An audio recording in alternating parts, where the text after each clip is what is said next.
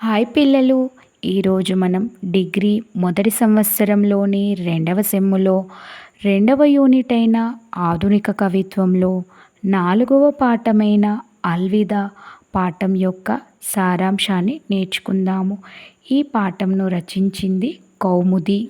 కౌముది గారి పూర్తి పేరు షంసుద్దీన్. ముందుగా పాఠ్యభాగం యొక్క సందర్భంను తెలుసుకుందాము. మగ్దూమ్ మొయినుద్దీన్ తన కవిత్వం ద్వారా ప్రజలను చైతన్యపరుస్తూ తెలంగాణ సమాజానికి ఎంతో స్ఫూర్తి ప్రదాతగా నిలిచాడు. మగ్దూమ్ మొయినుద్దీన్ హైదరాబాద్ స్టేట్లోని మెదక్ జిల్లాలోని ఆందోల్ అనే గ్రామంలో 1908వ సంవత్సరంలో జన్మించారు. మగ్దూమ్ మొయినుద్దీన్ స్వాతంత్ర్య సమర యోధుడిగా, అనేక కార్మిక సంఘాలకు నాయకుడిగా, కమ్యూనిస్టు ఉద్యమకారుడిగా, ఉర్దూ కవిగా, నిజాంకు వ్యతిరేకంగా జరిగిన సాయుధ పోరాటంలో క్రియాశీలకమైన పాత్ర పోషించాడు.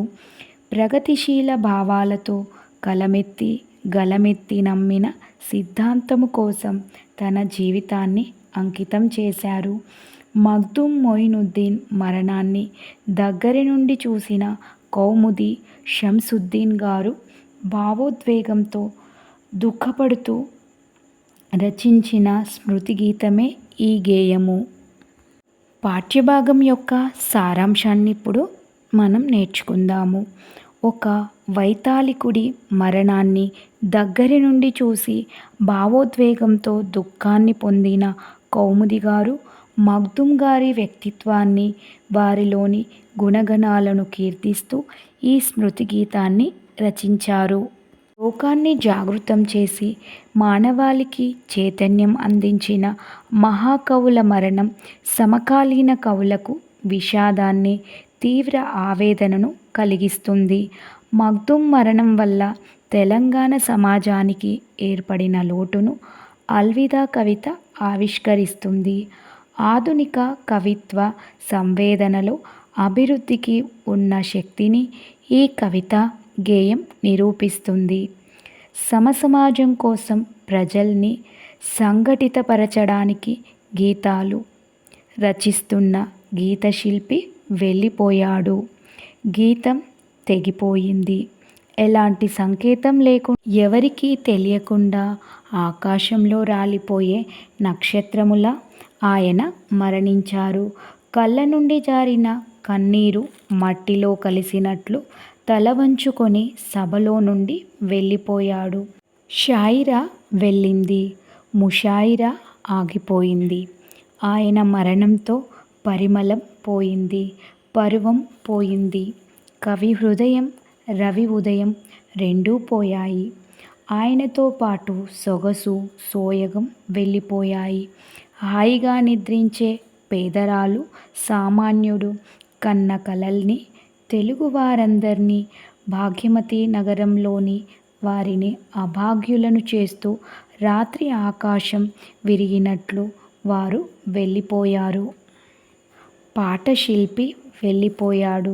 జ్యోతి ఆరిపోయింది.